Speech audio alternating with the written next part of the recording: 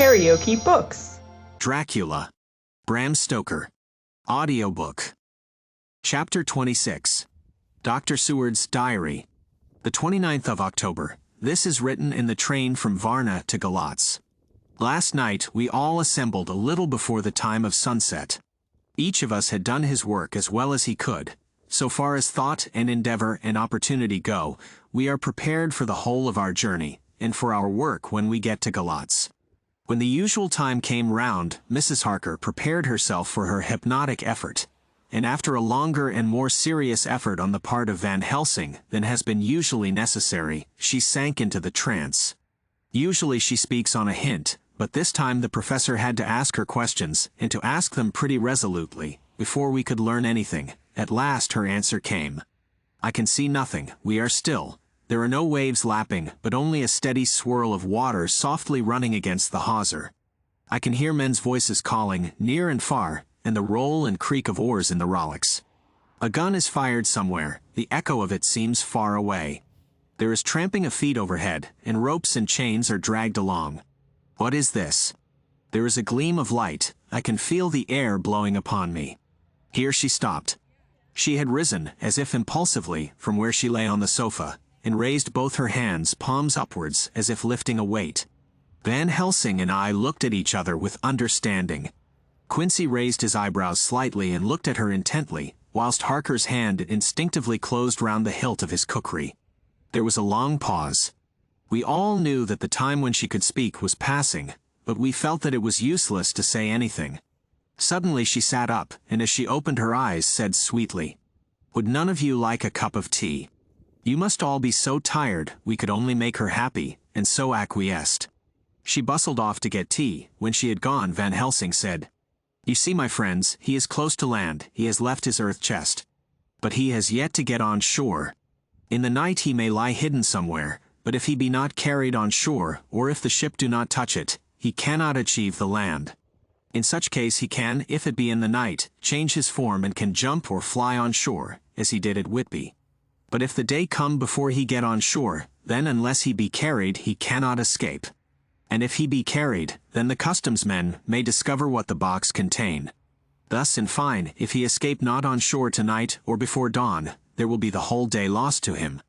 We may then arrive in time, or if he escape not at night we shall come on him in daytime, boxed up and at our mercy, for he dare not be his true self, awake and visible, lest he be discovered."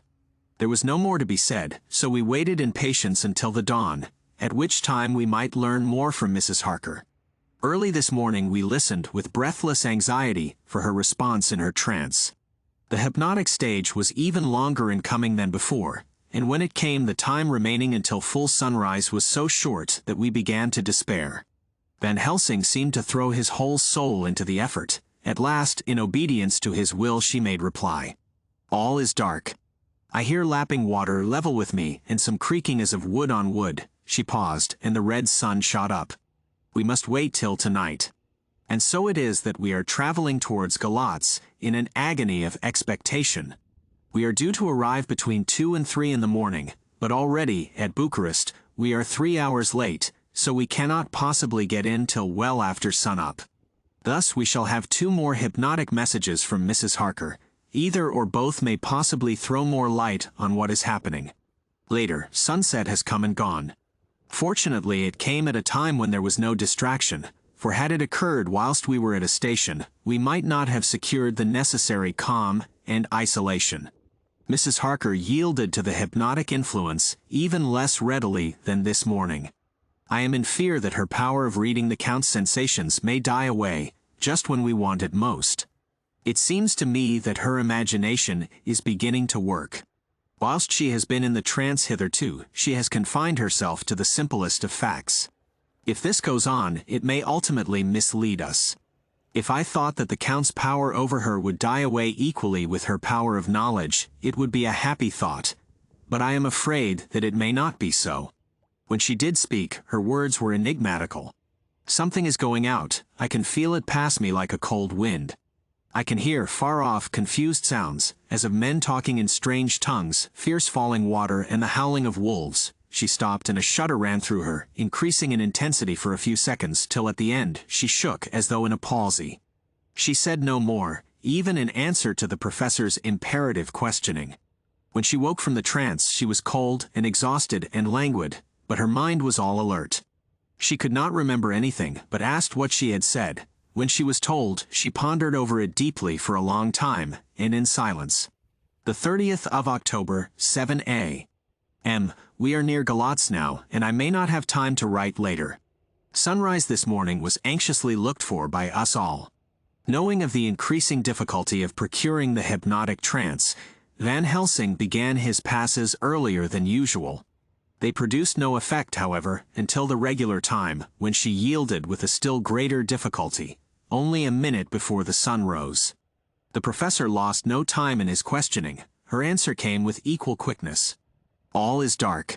I hear water swirling by, level with my ears, and the creaking of wood on wood. Cattle low far off. There is another sound, a queer one like, she stopped and grew white, and whiter still. Go on, go on. Speak, I command you, said Van Helsing in an agonized voice. At the same time there was despair in his eyes, for the risen sun was reddening even Mrs. Harker's pale face. She opened her eyes, and we all started as she said, sweetly and seemingly with the utmost unconcern. Oh, Professor, why ask me to do what you know I can't? I don't remember anything. Then, seeing the look of amazement on our faces, she said, turning from one to the other with a troubled look. What have I said? What have I done? I know nothing, only that I was lying here, half asleep, and heard you say go on. Speak, I command you. It seems so funny to hear you order me about, as if I were a bad child. Oh, Madam Mina, he said sadly, it is proof, if proof be needed, of how I love and honor you, when a word for your good, spoken more earnest than ever, can seem so strange because it is to order her whom I am proud to obey. The whistles are sounding, we are nearing Galatz. We are on fire with anxiety and eagerness. Mina Harker's Journal. The 30th of October. Mr. Morris took me to the hotel where our rooms had been ordered by telegraph, he being the one who could best be spared, since he does not speak any foreign language. The forces were distributed much as they had been at Varna, except that Lord Godalming went to the vice-consul, as his rank might serve as an immediate guarantee of some sort to the official, we being in extreme hurry. Jonathan and the two doctors went to the shipping agent to learn particulars of the arrival of the Tsarina Catherine. Later, Lord Godalming has returned. The consul is away, and the vice-consul sick, so the routine work has been attended to by a clerk. He was very obliging, and offered to do anything in his power. Jonathan Harker's Journal. The 30th of October. At 9 o'clock Dr. Van Helsing, Dr. Seward and I called on Messrs. Mackenzie and Steinkopf, the agents of the London firm of Hapgood. They had received a wire from London, in answer to Lord Godalming's telegraphed request, asking us to show them any civility in their power. They were more than kind and courteous, and took us at once on board the Tsarina Catherine, which lay at anchor, out in the river harbor. There we saw the captain, Donelson by name, who told us of his voyage. He said that in all his life he had never had so favorable a run.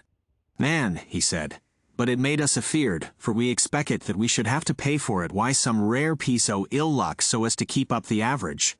It's no canny to run frae London to the Black Sea why a wind ahint, as though the Dell himself were blawin' on her sail for his ain purpose.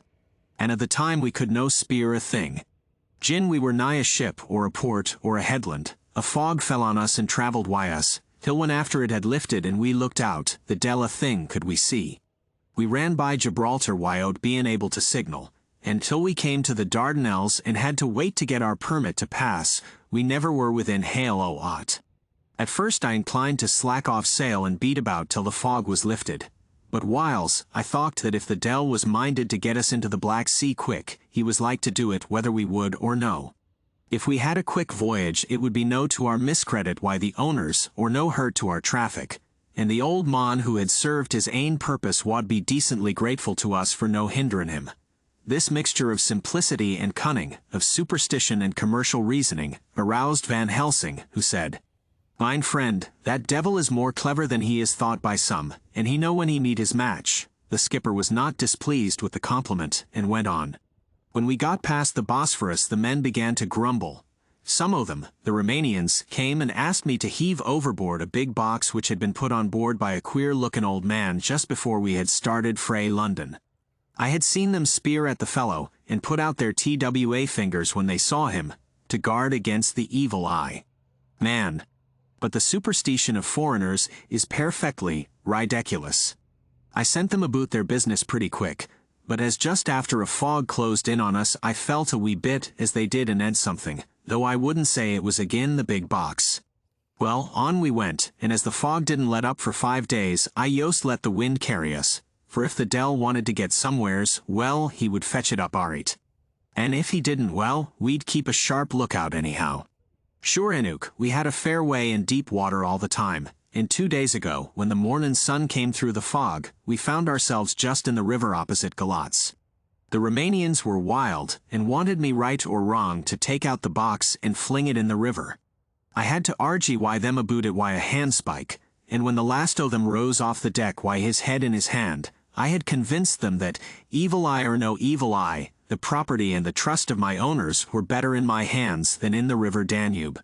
They had, mind ye, taken the box on the deck ready to fling in, and as it was marked Galatz via Varna, I thought I'd let it lie till we discharged in the port and get rid o'd all the jither. We didn't do much clearin' that day, and had to remain the nicht at anchor, but in the mornin', braw and early, an hour before sun-up, a man came aboard why an order, written to him from England, to receive a box marked for one Count Dracula. Sure, enough the matter was one ready to his hand. He had his papers a-reet, and glad I was to be rid o' the damn thing, for I was beginnin' massel to feel uneasy at it. If the Dell did have any luggage aboard the ship, I'm thinkin' it was nae ither than that same. What was the name of the man who took it? Asked Dr. Van Helsing with restrained eagerness.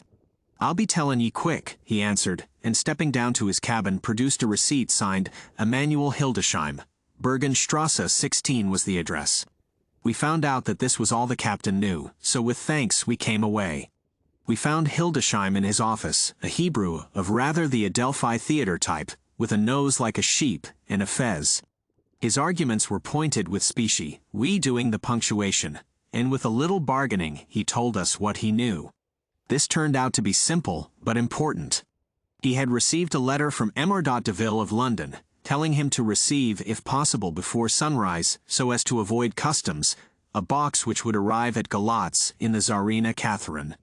This he was to give in charge to a certain Petrov Skinsky, who dealt with the Slovaks who traded down the river to the port. He had been paid for his work by an English banknote, which had been duly cashed for gold at the Danube International Bank.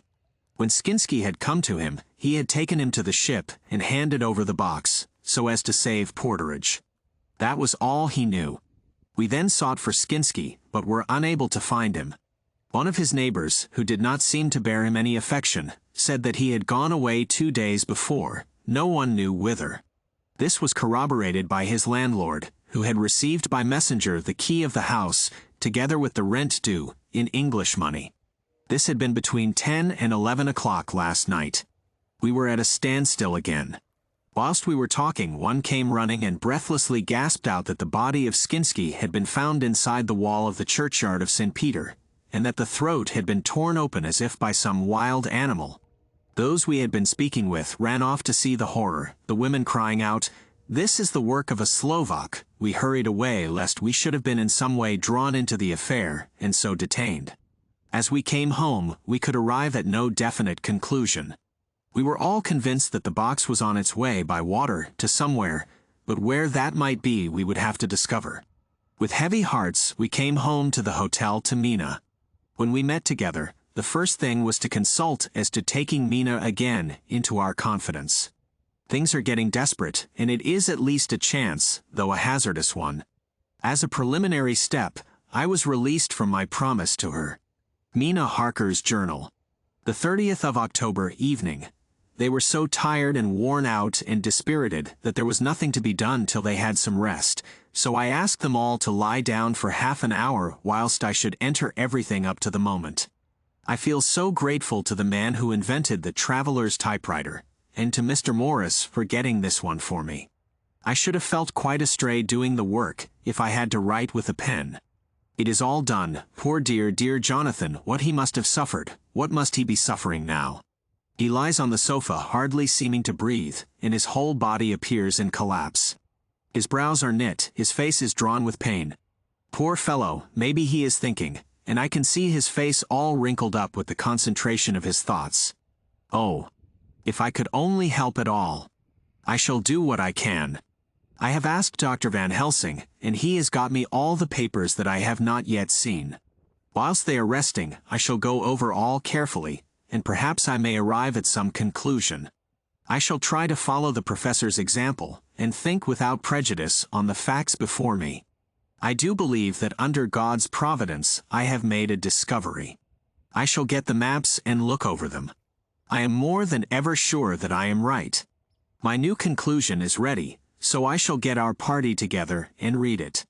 They can judge it. It is well to be accurate, and every minute is precious. Mina Harker's memorandum. Entered in her journal. Ground of inquiry. Count Dracula's problem is to get back to his own place. A. He must be brought back by someone. This is evident, for had he power to move himself as he wished, he could go either as man or wolf, or bat, or in some other way. He evidently fears discovery or interference in the state of helplessness in which he must be, confined as he is between dawn and sunset in his wooden box. B. How is he to be taken? Here a process of exclusions may help us. By road, by rail, by water? 1. By road. There are endless difficulties, especially in leaving the city. X. There are people, and people are curious, and investigate. A hint, a surmise, a doubt as to what might be in the box would destroy him. Y. There are, or there may be, customs and octroi officers to pass. Z. His pursuers might follow. This is his highest fear, and in order to prevent his being betrayed, he has repelled so far as he can, even his victim, me. 2. By rail, there is no one in charge of the box. It would have to take its chance of being delayed, and delay would be fatal, with enemies on the track. True, he might escape at night, but what would he be, if left in a strange place with no refuge that he could fly to? This is not what he intends, and he does not mean to risk it. 3. By water. Here is the safest way in one respect, but with most danger in another. On the water he is powerless except at night. Even then he can only summon fog and storm and snow and his wolves. But were he wrecked, the living water would engulf him, helpless, and he would indeed be lost. He could have the vessel drive to land, but if it were unfriendly land, wherein he was not free to move, his position would still be desperate. We know from the record that he was on the water.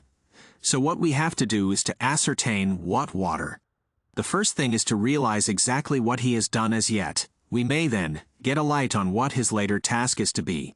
Firstly, we must differentiate between what he did in London as part of his general plan of action when he was pressed for moments and had to arrange as best he could. Secondly, we must see, as well as we can surmise it from the facts we know of, what he has done here. As to the first, he evidently intended to arrive at Galatz and sent invoice to Varna to deceive us, lest we should ascertain his means of exit from England. His immediate and sole purpose then was to escape. The proof of this is the letter of instructions sent to Emanuel Hildesheim to clear and take away the box before sunrise. There is also the instruction to Petrov Skinsky. These we must only guess at, but there must have been some letter or message since Skinsky came to Hildesheim. That so far his plans were successful we know. The Tsarina Catherine made a phenomenally quick journey, so much so that Captain Donelson's suspicions were aroused, but his superstition united with his canniness played the Count's game for him, and he ran with his favoring wind through fogs and all, till he brought up blindfold at Galatz. That the Count's arrangements were well made has been proved. Hildesheim cleared the box, took it off, and gave it to Skinsky. Skinsky took it, and here we lose the trail. We only know that the box is somewhere on the water, moving along. The customs and the octroi, if there be any, have been avoided. Now we come to what the Count must have done after his arrival, on land, at Galatz. The box was given to Skinsky before sunrise. At sunrise the Count could appear in his own form. Here, we ask why Skinsky was chosen at all to aid in the work. In my husband's diary, Skinsky is mentioned as dealing with the Slovaks who trade down the river to the port, and the man's remark that the murder was the work of a Slovak showed the general feeling against his class. The Count wanted isolation. My surmise is this, that in London the Count decided to get back to his castle by water, as the most safe and secret way. He was brought from the castle by Schwani, and probably they delivered their cargo to Slovaks who took the boxes to Varna, for there they were shipped for London. Thus the Count had knowledge of the persons who could arrange this service. When the box was on land, before sunrise or after sunset, he came out from his box, met Skinsky, and instructed him what to do as to arranging the carriage of the box up some river. When this was done, and he knew that all was in train, he blotted out his traces, as he thought, by murdering his agent. I have examined the map and find that the river most suitable for the Slovaks to have ascended is either the Pruth or the Sereth. I read in the typescript that in my trance I heard cows low and water swirling level with my ears and the creaking of wood. The Count in his box then was on a river in an open boat, propelled probably either by oars or poles, for the banks are near and it is working against stream. There would be no such sound if floating downstream. Of course it may not be either the Sereth or the Pruth, but we may possibly investigate further. Now of these two, the Pruth is the more easily navigated, but the Sereth is, at Fundu, joined by the Bistritza which runs up round the Borgo Pass. The loop it makes is manifestly as close to Dracula's castle as can be got by water. Mina Harker's journal continued. When I had done reading, Jonathan took me in his arms and kissed me. The others kept shaking me by both hands, and Dr. Van Helsing said, "Our dear Madam Mina is once more our teacher. Her eyes have been where we were blinded. Now we are on the track once again, and this time we may succeed. Our enemy is at his most helpless, and if we can come on him by day, on the water, our task will be over. He has a start, but he is powerless to hasten, as he may not leave his box lest those who carry him may suspect. For them to suspect would be to prompt them to throw him in the stream where he perish. This he knows and will not. Now men to our council of war, for here and now we must plan what each and all shall do." "I shall get a steam launch and follow him," said Lord Godalming. "And I horses to follow on the bank lest by chance he land," said Mr. Morris. "Good," said the professor, "both good. But neither must go alone. There must be force to overcome force if need be. The Slovak is strong and rough, and he carries rude arms." All the men smiled, for amongst them they carried a small arsenal. Said Mr. Morris, "I have brought some Winchesters. They are pretty handy in a crowd, and there may be wolves." The Count, if you remember, took some other precautions. He made some requisitions on others that Mrs. Harker could not quite hear or understand. "We must be ready at all points," Dr. Seward said. "I think I had better go with Quincy. We have been accustomed to hunt together, and we too, well armed, will be a match for whatever may come along. You must not be alone, Art. It may be necessary to fight the Slovaks, and a chance thrust, for I don't suppose these fellows carry guns, would undo all our plans. There must be no chances this time. We shall not rest until the Count's head and body have been separated, and we are sure that he cannot reincarnate." He looked at Jonathan as he spoke, and Jonathan looked at me. I could see that the poor dear was torn about in his mind. Of course he wanted to be with me, but then the boat service would, most likely, be the one which would destroy the vampire. Why did I hesitate to write the word? He was silent a while, and during his silence Dr. Van Helsing spoke. "Friend Jonathan, this is to you for twice reasons. First, because you are young and brave and can fight, and all energies may be needed at the last, and again that it is your right to destroy him, that which has wrought such woe to you and yours. Be not afraid for Madam Mina, she will be my care, if I may. I am old. My legs are not so quick to run as once, and I am not used to ride so long or to pursue as need be, or to fight with lethal weapons. But I can be of other service, I can fight in other way. And I can die if need be, as well as younger men. Now let me say that what I would is this, while you, my Lord Godalming and friend Jonathan go in your so swift little steamboat up the river, and whilst John and Quincy guard the bank where perchance he might be landed, I will take Madam Mina right into the heart of the enemy's country. Whilst the old fox is tied in his box, floating on the running stream whence he cannot escape to land, where he dares not raise the lid of his coffin box, lest his Slovak carriers should in fear leave him to perish, we shall go in the track where Jonathan went, from Bistritz over the Borgo, and find our way to the castle of Dracula. Here, Madame Mina's hypnotic power will surely help, and we shall find our way, all dark and unknown otherwise, after the first sunrise when we are near that fateful place. There is much to be done, and other places to be made sanctify, so that that nest of vipers be obliterated. Here, Jonathan interrupted him hotly. Do you mean to say, Professor Van Helsing, that you would bring Mina, in her sad case and tainted as she is with that devil's illness, right into the jaws of his death trap? Not for the world. Not for heaven or hell. He became almost speechless for a minute, and then went on. Do you know what the place is? Have you seen that awful den of hellish infamy, with the very moonlight alive with grisly shapes, and every speck of dust that whirls in the wind a devouring monster in embryo? Have you felt the vampire's lips upon your throat? Here he turned to me, and as his eyes lit on my forehead he threw up his arms with a cry, "Oh my God, what have we done to have this terror upon us?" And he sank down on the sofa in a collapse of misery. The professor's voice, as he spoke in clear, sweet tones, which seemed to vibrate in the air, calmed us all. "Oh my friend, it is because I would save Madame Mina from that awful place that I would go. God forbid that I should take her into that place. There is work, wild work, to be done there that her eyes may not see. We men here, all save Jonathan, have seen with their own eyes what is to be done before that place can be purified. Remember that we are in terrible straits. If the Count escape us this time, and he is strong and subtle and cunning, he may choose to sleep him for a century, and then in time our dear one," he took my hand, "would come to him to keep him company, and would be as those others that you, Jonathan, saw. You have told us of their gloating lips, you heard their ribald laugh as they clutched the moving bag that the Count threw to them. You shudder, and well may it be. Forgive me that I make you so much pain, but it is necessary. My friend, is it not a dire need for the which I am giving, possibly my life? If it were that any one went into that place to stay, it is I who would have to go to keep them company." "Do as you will," said Jonathan with a sob that shook him all over. "We are in the hands of God."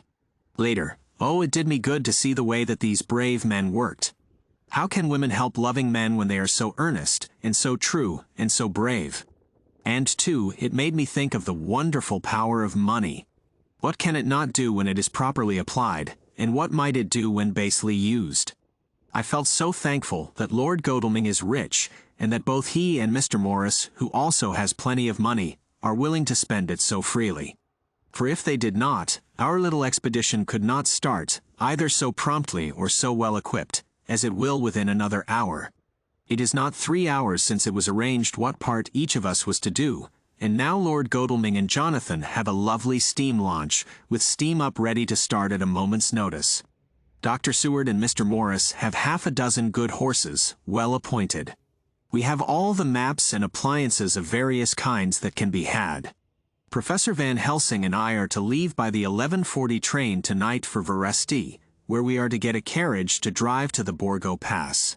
We are bringing a good deal of ready money, as we are to buy a carriage and horses. We shall drive ourselves, for we have no one whom we can trust in the matter. The professor knows something of a great many languages, so we shall get on all right. We have all got arms, even for me a large-bore revolver. Jonathan would not be happy unless I was armed like the rest. Alas! I cannot carry one arm that the rest do. The scar on my forehead forbids that. Dear Dr. Van Helsing comforts me by telling me that I am fully armed, as there may be wolves. The weather is getting colder every hour, and there are snow flurries which come and go as warnings. Later, it took all my courage to say goodbye to my darling. We may never meet again. Courage, Mina. The professor is looking at you keenly. His look is a warning. There must be no tears now, unless it may be that God will let them fall in gladness. Jonathan Harker's Journal. October 30th. Night. I am writing this in the light from the furnace door of the steam launch. Lord Godalming is firing up. He is an experienced hand at the work, as he has had for years a launch of his own on the Thames, and another on the Norfolk Broads.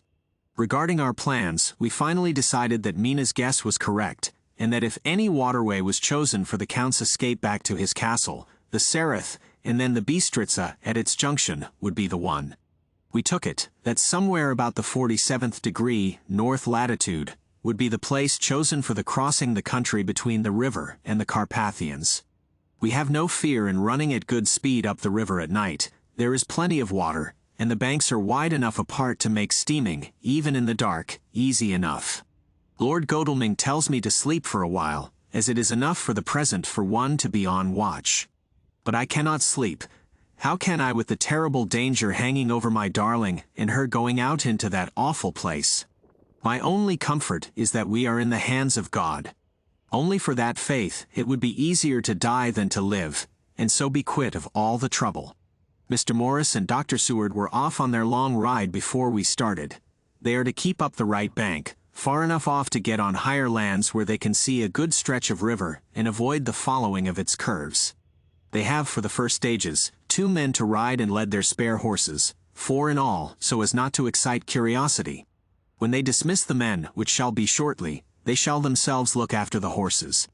It may be necessary for us to join forces, if so they can mount our whole party. One of the saddles has a movable horn, and can be easily adapted for Mina, if required. It is a wild adventure we are on. Here, as we are rushing along through the darkness, with the cold from the river seeming to rise up and strike us, with all the mysterious voices of the night around us, it all comes home. We seem to be drifting into unknown places and unknown ways, into a whole world of dark and dreadful things. Godalming is shutting the furnace door. The 31st of October, still hurrying along. The day has come, and Godalming is sleeping. I am on watch.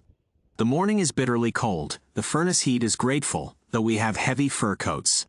As yet we have passed only a few open boats, but none of them had on board any box or package of anything like the size of the one we seek. The men were scared every time we turned our electric lamp on them, and fell on their knees and prayed. The 1st of November evening, no news all day, we have found nothing of the kind we seek. We have now passed into the Bistritza, and if we are wrong in our surmise, our chance is gone. We have overhauled every boat, big and little. Early this morning, one crew took us for a government boat, and treated us accordingly. We saw in this a way of smoothing matters, so at Fundu, where the Bistritza runs into the Sereth, we got a Romanian flag, which we now fly conspicuously. With every boat which we have overhauled since then, this trick has succeeded. We have had every deference shown to us, and not once any objection to whatever we chose to ask or do. Some of the Slovaks tell us that a big boat passed them, going at more than usual speed, as she had a double crew on board. This was before they came to Fundu, so they could not tell us whether the boat turned into the Bistritza or continued on up the Sereth. At Fundu we could not hear of any such boat, so she must have passed there in the night. I am feeling very sleepy. The cold is perhaps beginning to tell upon me, and nature must have rest some time. Godalming insists that he shall keep the first watch. God bless him for all his goodness to poor dear Mina and me. The 2nd of November morning, it is broad daylight. That good fellow would not wake me.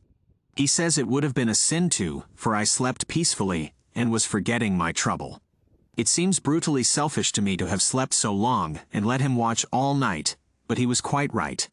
I am a new man this morning, and as I sit here and watch him sleeping, I can do all that is necessary both as to minding the engine, steering, and keeping watch. I can feel that my strength and energy are coming back to me. I wonder where Mina is now, in Van Helsing. They should have got to Veresti about noon on Wednesday. It would take them some time to get the carriage and horses, so if they had started and traveled hard, they would be about now at the Borgo Pass. God guide and help them. I am afraid to think what may happen. If we could only go faster. But we cannot. The engines are throbbing and doing their utmost. I wonder how Dr. Seward and Mr. Morris are getting on. There seem to be endless streams running down the mountains into this river, but as none of them are very large, at present at all events, though they are terrible doubtless in winter and when the snow melts, the horsemen may not have met much obstruction. I hope that before we get to Strasbourg we may see them, for if by that time we have not overtaken the Count, it may be necessary to take counsel together what to do next. Dr. Seward's Diary. The 2nd of November, 3 days on the road. No news, and no time to write it if there had been, for every moment is precious. We have had only the rest needful for the horses, but we are both bearing it wonderfully. Those adventurous days of ours are turning up useful.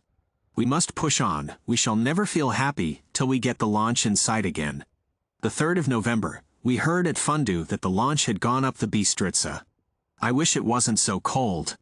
There are signs of snow coming, and if it falls heavy, it will stop us. In such case, we must get a sledge and go on, Russian fashion. The 4th of November, today, we heard of the launch having been detained by an accident when trying to force a way up the rapids. The Slovak boats get up all right, by aid of a rope and steering with knowledge. Some went up only a few hours before. Godelming is an amateur fitter himself, and evidently it was he who put the launch in trim again. Finally, they got up the rapids all right, with local help, and are off on the chase afresh. I fear that the boat is not any better for the accident. The peasantry tell us that after she got upon smooth water again, she kept stopping every now and again so long as she was in sight. We must push on harder than ever. Our help may be wanted soon. Mina Harker's Journal.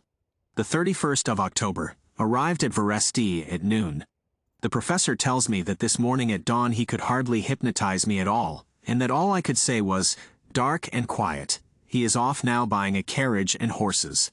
He says that he will later on try to buy additional horses, so that we may be able to change them on the way. We have something more than 70 miles before us.